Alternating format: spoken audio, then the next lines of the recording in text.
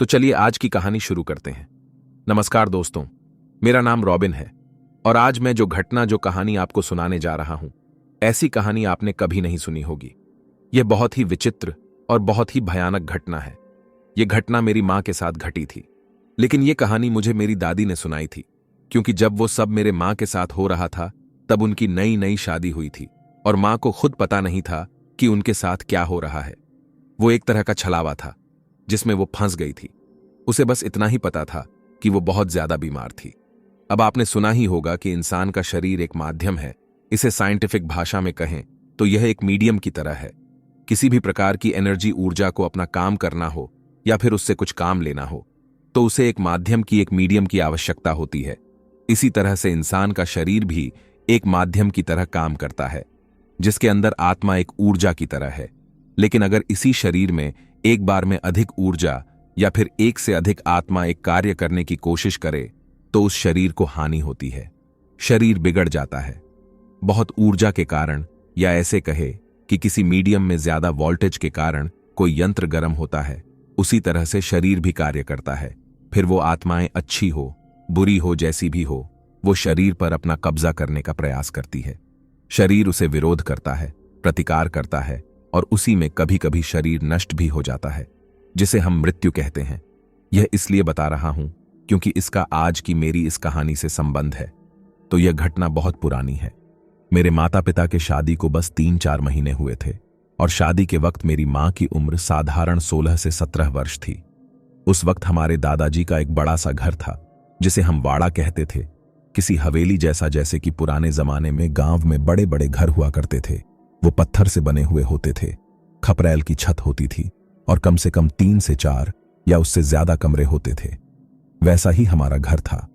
उस घर में एक रसोई घर, सोने और आराम के लिए 2 कमरे और आखिरी कमरे में सामान रखा जाता था, जैसे कि अनाज या फिर खेती का सामान या दूसरा गैर जरूरी सामान, सब वहीं पर पड़ा होता था। अब जैसे कि मैंने कहा कि उस वक्त मेरे माता पिता की शादी हुए बस कुछ ही महीने हुए थे। यह घटना ठीक उसके बाद शुरू होती है। मेरे पिताजी तब एक मील पर काम किया करते थे, इसलिए वो महीने में बस 1-8 बार ही घर आते थे। मेरे दादाजी उस वक्त गांव के सरपंच थे और इसलिए वो खेती वगैरह और बाहर के कामों में ही ज्यादा व्यस्त रहते थे। हुआ ये कि एक दिन मेरी दादी मेरी मां को लेकर खेतों में चली गई, मतलब काम करने के लिए। उस दिन दोपहर से आवाज शुरू हो रही थी। वैसे उन दिनों की औरतें इन सब चीजों का बहुत ध्यान रखती थीं, मतलब आमोस्कार इन घर से बाहर नहीं जाना और अगर फिर भी बहुत जरूरत पड़े तो भी बुरी चीजों से अपना बचाव करना।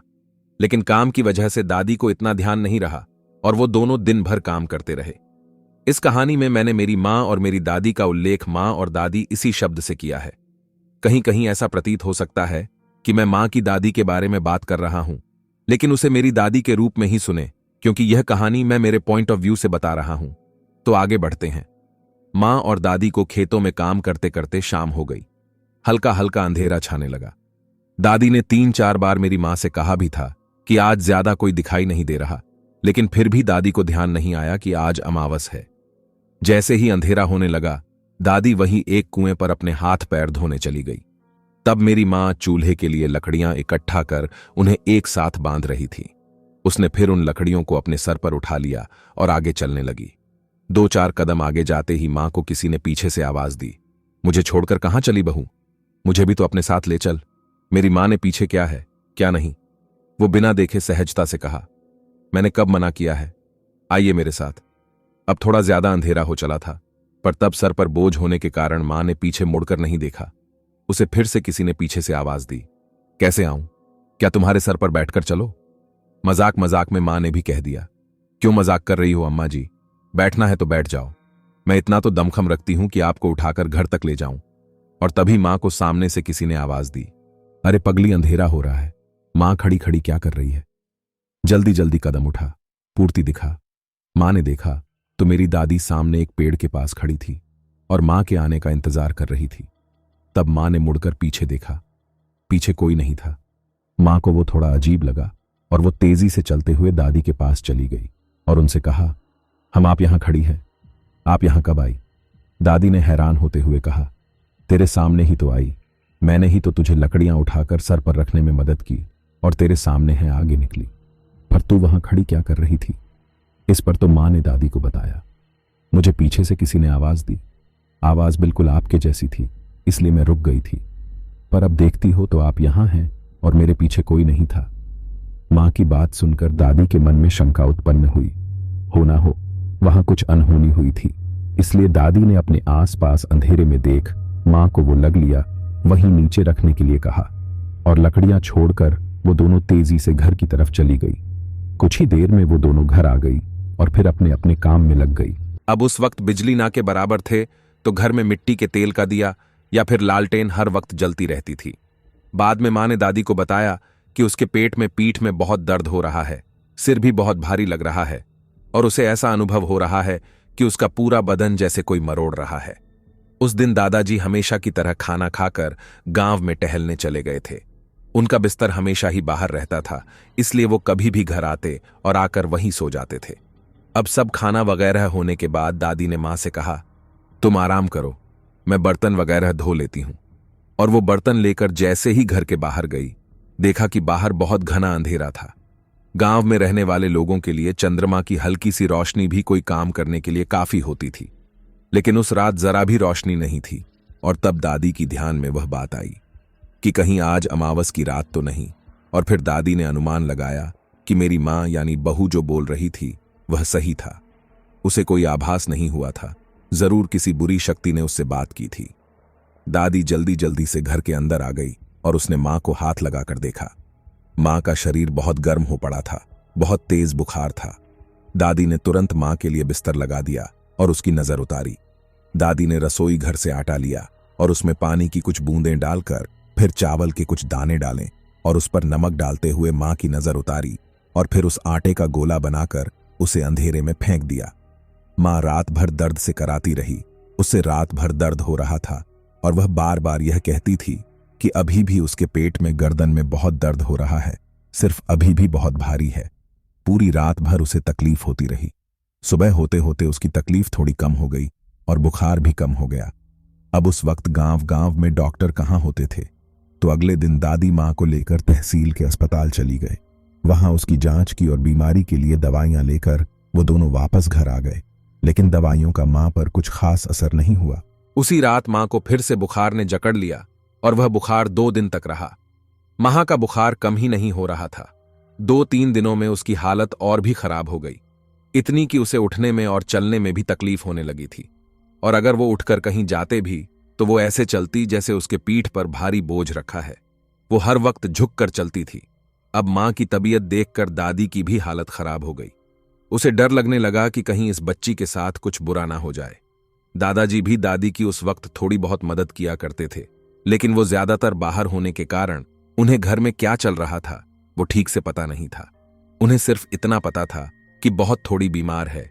इसलिए फिर दादी ने गांव के एक आदमी के हाथ अपने बेटे को यानी मेरे पिताजी को संदेशा भेजा कि गौरी की तबीयत खराब है, तुम जल्दी से घर आ जाओ। उसके अगले ही दिन शाम तक पिताजी घर आ गए और फिर वो मां को जिले के बड़े अस्पताल लेकर गए। मां की जांच हुई और जांच के दौरान उसकी पीठ की हड्डियों को दबा हुआ पाया गया। डॉक्टर ने कहा कि यह बार बार पीठ पर बोझ उठाने के कारण हुआ है, लेकिन मां के साथ ऐसा कुछ नहीं था। घर में भी किसी को कुछ समझ नहीं आ रहा था, क्योंकि अभी कुछ दिन पहले मां की हालत एकदम ठीक थी और एकदम अचानक से उसे इतनी बड़ी बीमारी लग गई थी। दादी को तो पहले से ही थोड़ा शक था कि शायद मां को बाहर की कोई बाधा लग गई है। आखिरकार दादी ने अपनी तसल्ली के लिए वो सब देख लिया था, लेकिन तब कुछ भी नहीं मिला। अब दादी थोड़ी दुविधा में फंस गई थी, क्योंकि उन्हें कुछ भी कारण समझ में नहीं आ रहा था। वो 3-4 दिन मां के इलाज के लिए इधर उधर दौड़ने में चले गए। बीमारी की जांच करने के बाद पिताजी उन्हें घर छोड़कर फिर से अपने काम पर चले गए, क्योंकि डॉक्टर ने पीठ का ऑपरेशन करने के लिए कहा था, लेकिन ऑपरेशन के लिए 1 महीने की प्रतीक्षा अवधि थी। इसीलिए मां को दवाइयां शुरू कर दी गई और डॉक्टर ने उसे 1 महीने बाद आने के लिए कहा, लेकिन दवाइयां मां पर काम नहीं कर रहे थे। मां ज्यादातर समय अपने बिस्तर में पड़ी रहती थी और ऐसे ही कुछ दिन और बीत गए और एक रात वो भयानक खेल शुरू हुआ। रात को दादी सो रही थी कि उन्हें बीच रात एक धीमी हंसने की आवाज सुनाई दी। दादी ने उठकर देखा तो मेरी मां का मुंह दूसरी तरफ था। दादी ने उठकर बाहर जाकर भी देखा, दादाजी बाहर आंगन में सो रहे थे। दादी वापस घर के अंदर आ गए और आकर अपनी जगह पर सो गई। लेकिन रात में 3-4 बार ऐसा हुआ कि उसे हंसी की आवाज सुनाई दी। उस आवाज से उसकी नींद खुल गई। वो जब भी आंख खुलकर देखती तो आसपास कोई नहीं होता था। दादी ने इस पर ज्यादा ध्यान नहीं दिया, लेकिन दादी के मन में एक विचार ऐसा भी आया कि मां को कुछ दिनों के लिए अपने घर भेज देना चाहिए। शायद वहां जाकर उसे बेहतर महसूस होने लगे। इसलिए दादाजी से कहकर अगले दिन सुबह ही दादी ने मां को उसके घर भिजवा दिया। मां के आने के 2 दिनों के भीतर ही मां बेहतर हो गई। दर्द एकदम से कम हो गया और वो बेहतर महसूस करने लगी। इसलिए मां ने ससुराल में संदेशा भेजा कि वो अब बेहतर महसूस कर रही है और वो 1-2 दिन में वापस आ जाएगी। 2-4 दिन में मां वापस चली गई। अब ये सब शुरू हुए 10 से 12 दिन बीत चुके थे और पूर्णिमा के 1-2 दिन पहले मां घर लौट आई थी। घर आने की कुछ ही घंटों में वो फिर से कमजोर पड़ने लगी। फिर से उसकी पीठ में और कंधे में दर्द शुरू हो गया। फिर से सिर दुखने लगा। अब दादी को यह नहीं पता था कि उनके पीछे खेत में कुछ बुरी शक्तियां उसके अंदर घुस गई हैं और वह शक्तियां नहीं चाहती थी कि मां अपने मायके में रहे, और इसलिए वो बुरी ताकतें मां को वापस घर ले आई है। उस रात मां और दादी हमेशा की तरह ही कमरे में सो रहे थे। आधी रात में दादी को कदमों की आहट सुनाई दी, जैसे कोई उनके आसपास चल रहा है तो कभी दौड़ रहा है। दादी ने 2-3 बार उठकर देखा भी, लेकिन वहां कोई नहीं था। उन्होंने अंधेरे में आवाज भी दी, बहू बहू क्या दर्द हो रहा है, लेकिन मां ने उन्हें कोई जवाब नहीं दिया। वो बस उनके दर्द से कराती रही।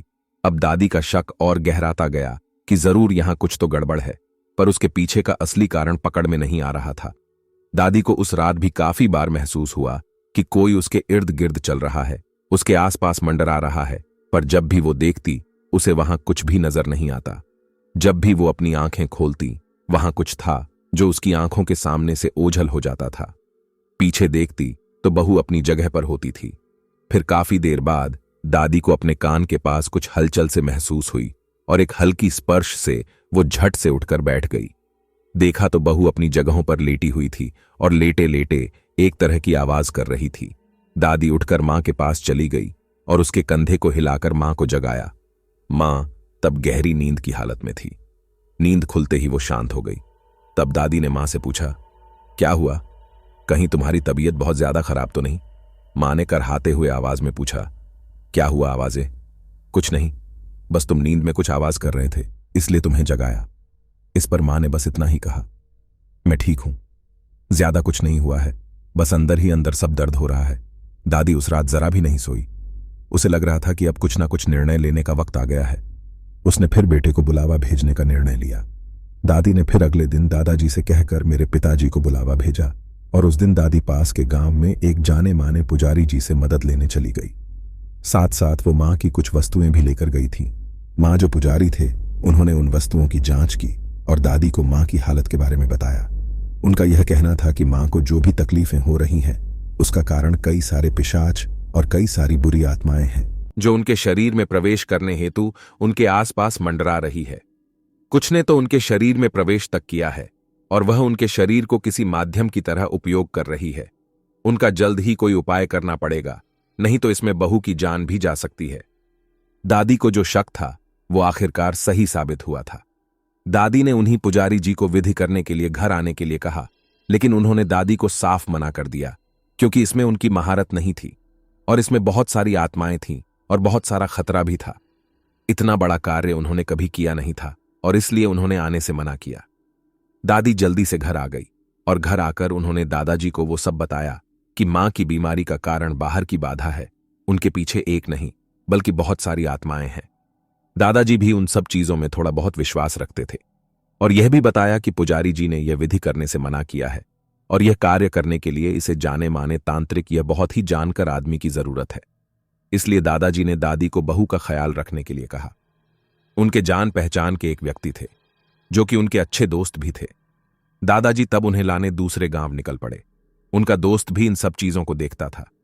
तंत्र मंत्र, जादू टोना करनी, बाधा, ऐसी तकलीफों से आराम दिलाता था। अब दादाजी को जाकर बहुत समय हो गया था, अंधेरा हो रहा था और अब तक वो वापस नहीं आए थे। दादी ने हमेशा की तरह सारा काम खत्म कर लिया और घर में दिए जलाए, भगवान के सामने भी दिया रखा और भगवान से प्रार्थना की। और ये सब होने के बाद वो अपनी सोने की तैयारी करने लगी। मां ने बीमारी के हालत में भी दाढ़ी की थोड़ी बहुत मदद की और फिर वो दवाइयां खाकर बिस्तर में सो गई। दादी ने मां के सोने का इंतजार किया और जब मां बहुत गहरी नींद में चली गई तब दादी ने एक बार मां के पास जाकर देखा उसकी आंखें बंद थीं। वह बस डर से करा रहे थे। फिर दादी ने लालटेन की रोशनी थोड़ी कम कर दी और वह रसोई घर में चली गई। मां से दादी अपने हाथों में आटा भर कर लाई और उसे उस कमरे में सब तरफ फैला दिया। कुछ दिनों से वो कमरे में यहां वहां चलने की आवाज सन रही थी, इसलिए अब वो देखना चाहती थी कि वहां कौन आता है। अगर कोई वहां होगा तो आटे पर उसके चलने के निशान जरूर आ जाएंगे, और इसलिए अंधेरे में उसने पूरे कमरे में वो आटा पहना दिया। फिर वह धीमे से बिना आवाज किए अपने बिस्तर में जाकर सो गई। दादी वैसे ही ढीठ थी, वह ऐसी चीजों से इतना नहीं डरती थी। धीरे धीरे रात आगे सरक रही थी, लेकिन दादाजी अभी तक नहीं आए थे। दादी ने हर दिए में लालटेन में तेल भरा था ताकि वह रात भर जलते रहे। पूर्णिमा के रात नजदीक आ रहे थे, इसलिए बाहर अच्छा खासा प्रकाश था। उस दिन वातावरण भी बहुत गहरा शांत था। अगर कुछ सुनाई पड़ रहा था तो वह बाहर दूर कहीं से आती हुई कुत्तों की आवाज थी और जिन गुरु की आवाज थी। दादी ने अपने बिस्तर के नीचे एक डंडा छुपा कर रखा था और वहां लेटे लेटे मन ही मन में वो भगवान से प्रार्थना कर रहे थे कि इसका उपयोग करने की नौबत ना आए। कुछ देर बाद दादी की आंख लग गई और उसे गहरी नींद में महसूस हुआ कि उस घर में कोई यहां वहां दौड़ रहा है, कोई हंस रहा है। उस आवाज से दादी की नींद टूट गई। दादी तब मां की तरफ पीठ कर कर सो रहे थे और आवाज सुनते ही उसका हद अपने आप ही डंडे पर चला गया। दादी ने डंडे को कसकर पकड़ लिया और बिना पीछे देखे उसने ऊंची गंभीर आवाज में कहा, कौन हंस रहा है? महू, क्या यह तुम हो? का हद अपने आप ही डंडे पर चला गया। दादी ने डंडे को कसकर पकड़ लिया और बिना पीछे देखे उसने ऊंची गंभीर आवाज में कहा, कौन हंस रहा है? बहू, क्या यह तुम हो? अगर तुम हो तो सो जाओ, बहुत रात हो गई है। दादी जब पुजारी जी से मिलने चली गई थी तब उन्होंने उसे बताया था कि अगर उसके आसपास आत्माएं भटक रही है तो जब भी आपको लगे कि अब वह जागृत हो रही है तो उन्हें आवाज दो। पूछो कि बहू, क्या यह तुम हो? अगर वहां दूसरा कोई होगा तो वह तुम्हारे सवाल का जवाब जरूर देगा। दादी की आवाज से सब फिर से शांत हो गया। वहां सब शांत होने के बाद दादी ने अपनी करवट बदली और अपना मुंह मां की ओर किया। तब मां भी दूसरी तरफ मुंह कर कर लेटी हुई थी। सब कुछ शांत होने के बाद डायरी में फिर अपनी आंखें बंद की। अब दादी ने आखिर जरूर बंद कर ली थी, लेकिन वो सोने के लिए नहीं, वो अपने आसपास की आहट को सुनना चाहती थी।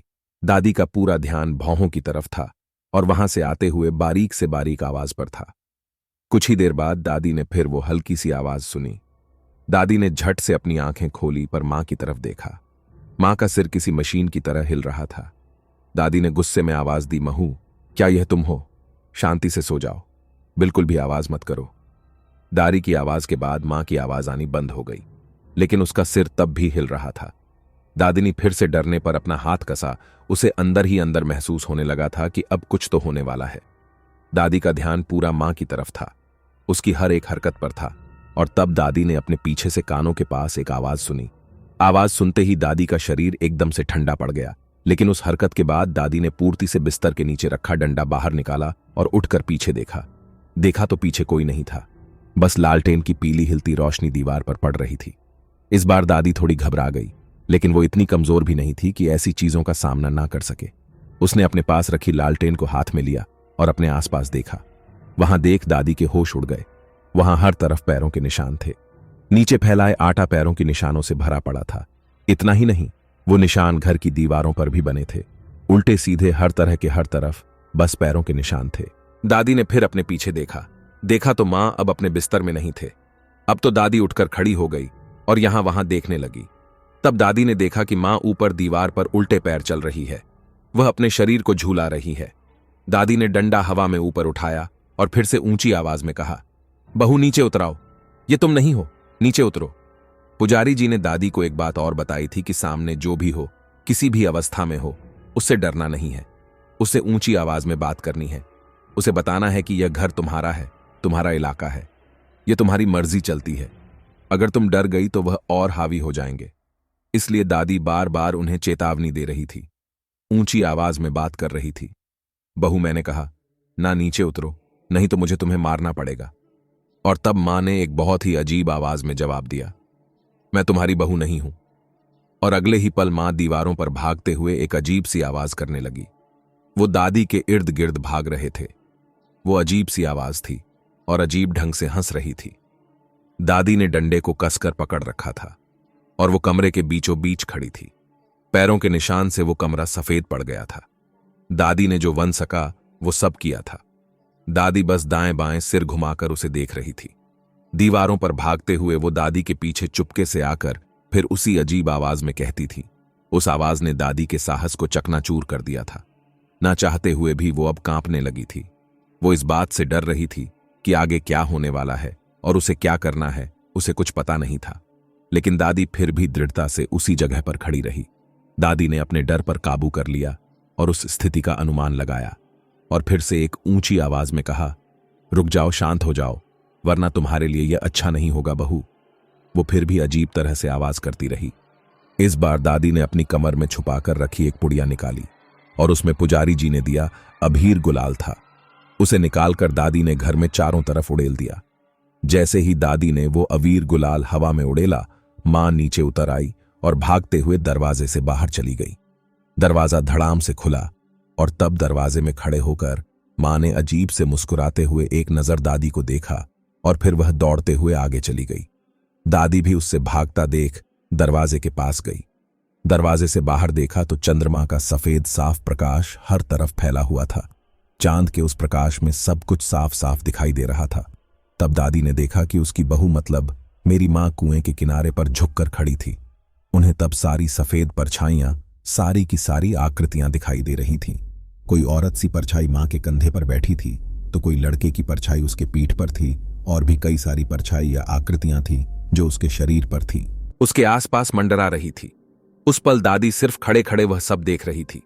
मां अब भी वही विचित्र सी आवाज कर रही थी और आवाज करते करते वो एकदम से शांत हो गई। उसने अपनी चौथाई आंखों से दादी की तरफ देखा और अगले ही पल वो कुएं में कूद गई। वो कुएं बहुत गहरा था। दादी वह देखकर डर गई कि अब मैं इसे कैसे बचाऊंगी, और यह सोचते हुए वह 2 कदम आगे बढ़ी। तभी मां फिर से पानी के ऊपर आ गई और आकर किनारे पर खड़े हो गई और वह दादी को देख जोर जोर से हंसने लगी। वह कभी हंस रही थी तो कभी कुछ बड़बड़ा रही थी तो कभी बसु अजीब सी आवाज कर रहे थे। लेकिन सच कहूं तो दाढ़ी का नसीब बहुत अच्छा था, क्योंकि दाढ़ी को यह सब रात भर सहना नहीं पड़ा। जब यह सब शुरू था तभी दादाजी एक आदमी को अपने साथ लेकर वहां आ गए।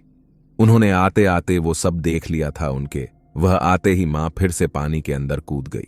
उस आदमी ने कुएं के पास जाकर जोर से अपने हाथ की लाठी को जमीन पर दे मारा। उस लाठी की अलग ही आवाज थी, अलग तरह की, जिससे वहां के वातावरण में एक अलग ही ऊर्जा आ गई। लाठी द्वारा जमीन पर किए गांव से एक तरह की आग उत्पन्न हुई थी। इसे हमारे यहां भगवान की लाठी कहा जाता है, जो कि बस कुछ ही लोगों के पास होती है और वो लोग सिर्फ ऐसे ही समय में उसका उपयोग करते हैं। जब दूसरा कोई मार्ग न बचे, लाठी की आवाज होते ही मां कुएं के ऊपर आ गई और दौड़ते हुए घर की तरफ चली गई। जैसे कोई जानवर मृत्यु के भय से भागता है, और घर की तरफ भागते हुए मां आखिरी कमरे में चली गई, जो कि सामान का कमरा था, जहां खेती का सामान था, अनाज वगैरह रखा था। बाबा ने और दादाजी ने उस कमरे में जाकर मां को ढूंढा। मां वहां पर एक कोने में छुपकर बैठे थे। फिर बाबा ने अधिकारवाने से उसे बाहर आने की सूचना की और हर सूचना पर वह लाठी की आवाज करते थे, जिससे मां का शरीर कांप उठता था।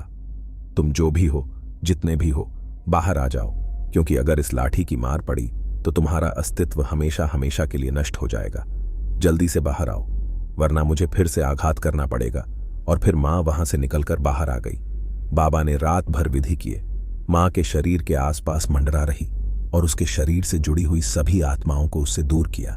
और तब जाकर मां को ठीक लगने लगा और वो सीधे बैठ गई। उस दिन दाढ़ी को उन सब के पीछे का सही कारण पता चला कि अमावस के दिन जब वो खेतों में काम करने गए थे, तब वहां पर असंख्य आत्माएं यहां वहां भटक रही थीं। उनमें से किसी ने उससे सवाल पूछा कि क्या मैं तुम्हारे साथ चलूं? तब मां ने हां कह दिया था और फिर मजाक मजाक में यह भी कहा कि चाहो तो मेरे सिर पर बैठ जाओ। और तब से वहां भटक रही आत्माएं मां के शरीर से जुड़ गई थी। कोई उसके कंधे पर बैठा था तो कोई उसके पीठ पर, और इसी कारण से उसे पीठ दर्द और बाकी तकलीफें शुरू हुई थीं। बाकी उस रात की विधि के बाद एक एक कर मां की सारी तकलीफें खत्म हो गईं और अगले दिन पिताजी के आने के बाद, जैसा कि बाबा ने बताया था, मां ने अपने कुल देवता से और जो भी उनके कुल में देवी देवता आते थे, उनसे जाकर अपनी रक्षा के लिए प्रार्थना की और उसके बाद वो पूरी तरह से ठीक हो गई। दोस्तों, ऐसी और भी डरावनी कहानियां लेकर फिर आपके पास आएंगे। तब तक के लिए कीजिए थोड़ा इंतजार। मिलते हैं अगली वीडियो में। और हां, वीडियो को लाइक, शेयर और चैनल को सब्सक्राइब करना मत भूलना। मोटिवेशन मिलता है। धन्यवाद।